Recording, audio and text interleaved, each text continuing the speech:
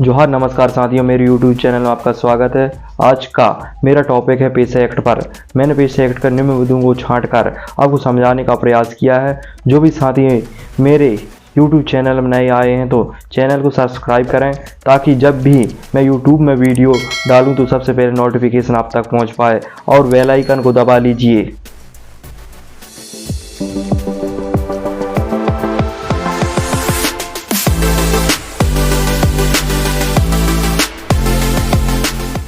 ये हम जानते हैं पहला बिंदु को, पेशा एक्ट क्या है। ठीक है, पेशा एक्ट ये क्या है। भारतीय संविधान के अनुच्छेद 40 में राज्यों को पंचायतों का गठन का निर्देश दिया गया है। 1951 संविधान में 73वां संविधान संशोधन अधिनियम 1993 करके पंचायत राज संस्था संवैधानिक मान्यता दी गई है। ठीक है, पंचायतों से संबंधित उपबंधों का विस्तार करने के लिए संसद ने 5वीं अनुसूची में शामिल जनजातीय व पर्वतीय क्षेत्रों पर 1996 पंचायत के प्रावधान अनुसूचित क्षेत्र पर विस्तार अधिनियम पारित किया था। इस अधिनियम के अंतर्गत निचले स्तर ग्राम सभा को दी गई है, सबसे मूल इकाई माना जाता है, और ऐसे लोगों की परंपरा, रीति रिवाज, संस्कृति, पहचान तथा समुदाय की संसाधनों की रक्षा की जिम्मेदारी दी गई है। ठीक है, इसमें लघु वनोपज का स्वामित्व, गांव बाजार का प्रबंधन, स्थानीय योजनाओं का व संसाधनों का निरंतर करने और स्थानीय विवादों को निपटाने की शक्ति ग्राम सभा को दी गई। हम अगले पेज में चलते हैं, उसको जानते हैं सेकंड बिंदु को। ठीक है, चलिए हम दूसरा बिंदु को जानेंगे, पेशा एक्ट के उद्देश्य। ठीक है, पहला उद्देश्य है पंचायत से जुड़ी जरूरी प्रबंधों को सच उनके साथ अनुसूचित क्षेत्र पर विस्तारित करना। ठीक है, दूसरा बिंदु है जनजातीय जनसंख्या को शोषण प्रदान करना। ठीक है, तीसरा बिंदु है पंचायतों को निचले स्तर पर ग्राम सभा की शक्तियों और अधिकारों को से छीनने से रोकना। ठीक है, चौथा बिंदु है जनजातीय समुदाय की कला एवं संस्कृति को संरक्षण प्रदान करना। हम आगे चलते हैं। ठीक है, आइए हम तीसरा बिंदु को जानेंगे। ठीक है, विस्तारित से इसका कहाँ लागू होता है पेशा नियम। ठीक है, संविधान की 5वीं अनुसूची में दर्ज क्षेत्रों जिनमें 50% से अधिक आबादी जनजातीय समुदाय का जहां पंचायतों का अनुसूचित क्षेत्र विस्तार करना लागू है। इसमें जिसमें panchayat extension over scheduled areas act 1996 पेशा कहा जाता है। ठीक है, भारत में पेशा अनुपालन संबंधित राज्यों में आंध्र प्रदेश, छत्तीसगढ़, गुजरात, ठीक है, हिमाचल प्रदेश, झारखंड, मध्य प्रदेश, महाराष्ट्र, उड़ीसा, राजस्थान के आदिवासी बहुल क्षेत्र आते हैं। एक्ट के अनुसार एक वर्ष में 3 माह के अंतराल में 4 ग्राम सभा होती है। ठीक है, हम आगे जानेंगे। चलिए ठीक है, को समझेंगे एक्ट के अंतर्गत कानूनी अधिकार। ठीक है, घनी समुदाय की संस्कृति की पहचान, सामुदायिक संसाधनों पर विवाद सुलझाने की परंपरागत तरीकों का संरक्षण करने का हक, समस्त सामाजिक व आर्थिक विकास की योजनाओं कार्यक्रम पर योजनाओं का पंचायत द्वारा क्रियान्वयन पूर्व अनुमोदन का हक। ठीक है, विकास परियोजनाओं के लिए अनुसूचित क्षेत्र में भूमि अधिग्रहण करने से पूर्व ऐसी योजनाओं की ओर से प्रभावित शक्तियों का पुनर्वास पूर्व ग्राम सभा से परामर्श का हक। लघु जल संसाधनों की स्वामित्व का प्रावधान, गुड़ वन उपज के स्वामित्व का हक, गुड़ खनिज के लिए मजदूरी अथवा खनिज की नीलामी दर, रियासत के लिए अनुमोदन का हक, शराबबंदी लागू करना और मादक द्रव्य की बिक्री व उपयोग को नियमित रखने का अधिकार। साहूकारी प्रथाओं पर नियंत्रण का अधिकार, स्थानीय एवं जनजातीय उपयोजन क्षेत्र की योजनाओं से प्राप्त राशि के तहत अपने विकास योजनाओं का हक।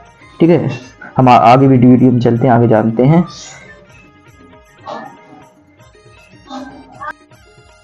आइए हम 5वें बिंदु को जानेंगे।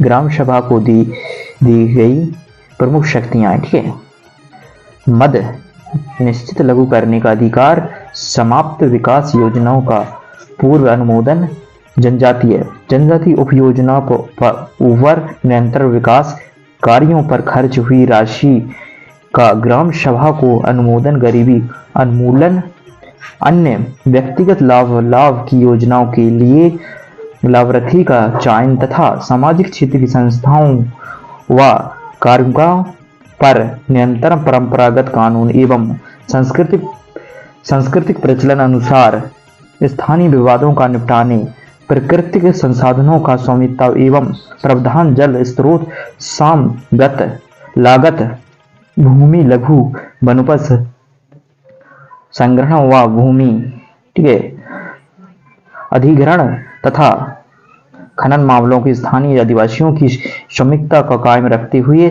संबंधित कानून और नीतियों पर प्रभावी अमल एवं निगरानी होनी चाहिए।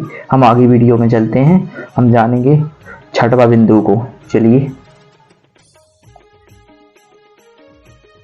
आइए अब हम 6वां बिंदु को जानेंगे। केंद्रीय विधान पंचायतों का प्रावधान। ठीक है, अनुसूचित क्षेत्रों पर विस्तारित। ठीक है, अधिनियम 1996 पेशा तथा राज्य संबंधी विधियों में राज्यों द्वारा अब तक की संशोधन 5वीं अनुसूची के चित्र के लिए व्यापक ढंग उपलब्ध कराते हुए इस संबंधी प्रक्रिया और पद्धति को तैयार करने के लिए पंचायती राज मंत्रालय ने स्वर्गीय श्री वी.डी. शर्मा की अध्यक्षता में एक उप समिति का गठन किया था, जिसका उद्देश्य ग्राम सभा को पेशा में यथा प्रचलित शक्तियों का प्रदान करने के लिए आदर्श दिशा निर्देश तैयार करने था। इस उप समिति द्वारा तैयार की दिशा निर्देश को आधार पर पंचायती राज्य मंत्रालय ने आदर्श पेशा नियम तैयार किया तथा उन्हें 5वीं अनुसूची क्षेत्र वाले राज्यों को 14 दिसंबर 2009 को प्रचलित किया था, ताकि वे अपने नियम तैयार कर सकें तथा सतत प्रयासों के परिणाम स्वरूप 5 राज्यों आंध्र प्रदेश, हिमाचल प्रदेश, महाराष्ट्र और तेलंगाना ने अनेक उनकी राज्यों के विशिष्ट पेशा नियम को अधिसूचित किया, ताकि शेष राज्यों नियमों को तैयार करने की प्रक्रिया को समाप्ति की, जो विभिन्न अवस्थाएं हैं। अब हम आगे चलते हैं, अगली वीडियो में हम जानेंगे अगले बिंदु में। ठीक है, हम आगे बढ़ते हैं। आइए साथियों, हम आदर्श पेशा नियम के मुख्य बिंदु को विस्तार से जानेंगे। ग्राम सभा की कार्यकारिणी समिति माना जाएगा, सचिव ग्राम सभा का सचिव माना जाएगा। ग्राम सभा में 2 माह में कम से कम एक बार बैठक आयोजित होती है। ऐसे व्यक्ति को जो अनुसूचित जनजाति का सदस्य होगा, सर्व समिति से 1 वर्ष के ग्राम सभा की बैठकों के लिए अध्यक्षता चुना जाएगा। सर्व समिति न होने की दिशा में उपस्थित सदस्यों में से अधिक आयु की अनुसूचित जनजाति की महिला अध्यक्ष होगी। सभा की बैठक के लिए गणपूर्ति कुल सदस्य की संख्या का 20% होगी। महिलाओं के लिए अलग गणपूर्ति होगी, जो समान गणपूर्ति का 1/3 होगी। ग्राम सभा गांव की कार्यक्रम के लिए विभिन्न पहलू के संबंध में उत्तरदायित्व के निर्वहन के लिए उद्देश्य से स्थानीय समिति का गठन कर सकेगी, जैसे शांति समिति, न्याय समिति, संसाधन आयोजन और प्रबंधन समिति का मध्यपन नियंत्रण करने समिति, सभा कोष समिति तथा ग्राम सभा द्वारा उपयोग की जाने वाली कोई अन्य समिति जिनके सदस्यों का इसके अलावा आवश्यकता के अनुसार अस्थायी और तदर्व समितियों का है गठन किया जाएगा। ठीक है, सभी स्थायी समितियों का कार्यकाल 1 या 2 वर्ष का होगा, जैसे ग्राम सभा द्वारा, ठीक है, निर्णय लिया जाएगा। अधिनियम के अंतर्गत किसी भी विषय जैसे वन सिंचाई प्रबंधन आदि किसी सरकारी विभाग कार्य कोई भी निकाय अथवा समिति का गठन किया गया है तो उस विषय पर कार्य सभा की स्थानीय रहेगी। हम आगे चलते हैं। ठीक है, हम आगे जानते हैं।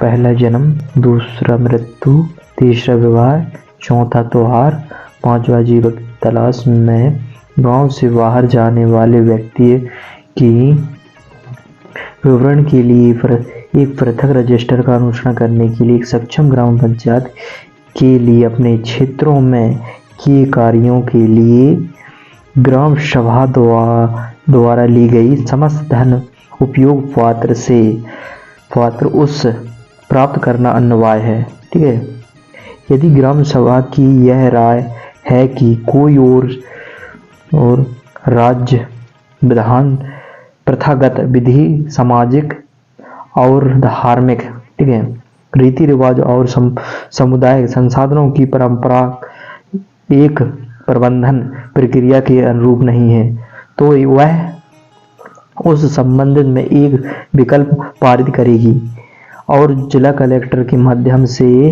उस राज्य सरकार को भेजेगी। राज्य सरकार उस पर आवश्यक कार्रवाई करेगी। हम अगले पेज पर चलते हैं।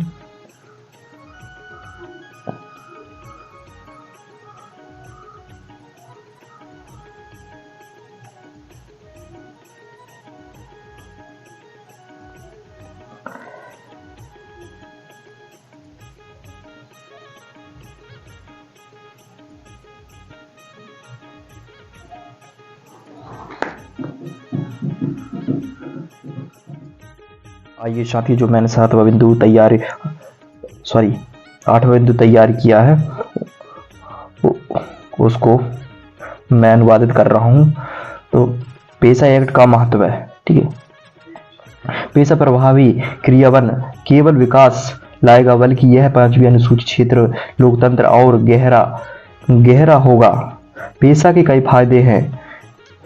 ठीक है, जैसे निर्णय लेने में लोगों की फ्री वृद्धि होगी। ठीक है, पेशा आदिवासी क्षेत्रों में अलगाव की भावना को कम करेगा और सार्वजनिक संसाधनों के उपयोग पर बेहतर नियंत्रण करेगा। ठीक है, पेशा से जनजातीय आबादी में गरीबी और बाहर पलायन कम हो जाएगा, क्योंकि प्रकृति संसाधन पर नियंत्रण और प्रबंधन से उनकी आजीविका और आय में सुधार होगा। पेशा एक्ट जनजातीय आबादी के शोषण को कम करेगा, क्योंकि वे ऋण देने, शराब की बिक्री एवं गांव बाजार का प्रबंधन करने में सक्षम होगा। ठीक है, एक्ट को प्रभावी क्रियान्वयन से भूमि अवैध हस्तांतरण को रोक लगेगी और आदिवासियों की अवैध रूप से हस्तांतरित जमीन को बहाल किया जा सकेगा। और सबसे बड़ा महत्वपूर्ण बात यह है कि पेशा परंपराओं और रीति रिवाजों को और जनजातीय आबादी की संस्कृति की पहचान का संरक्षण के माध्यम से संस्कृति की विरासत को बढ़ावा देगा। हम अगले पेज और अगले बिंदु में चलते हैं दोस्तों।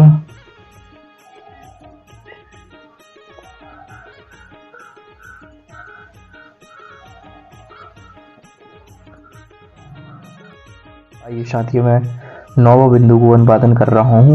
ठीक है, पेशा एक्ट 1996 अधिक प्रभावी बनाने के उपाय। ठीक है, ग्राम सभा केवल प्रशासनिक शक्तियों को नहीं बल्कि वित्तीय शक्तियों को भी हस्तगत करने का कर उन्हें सच में सशक्त बनाए जाने की जरूरत है। ठीक है, लोगों को इस कम अधिनियम और इसमें अंतर्दृष्टि तक उनकी जो अधिकारों को जानकारी प्रदान जानी चाहिए। ठीक है, इस संबंधित में उन्हें प्रशिक्षण प्रदान किया जाना चाहिए। ठीक है, वन अधिनियम, भूमि अधिग्रहण अधिनियम आदि पेशा अधिनियम के सुसंगत नहीं है।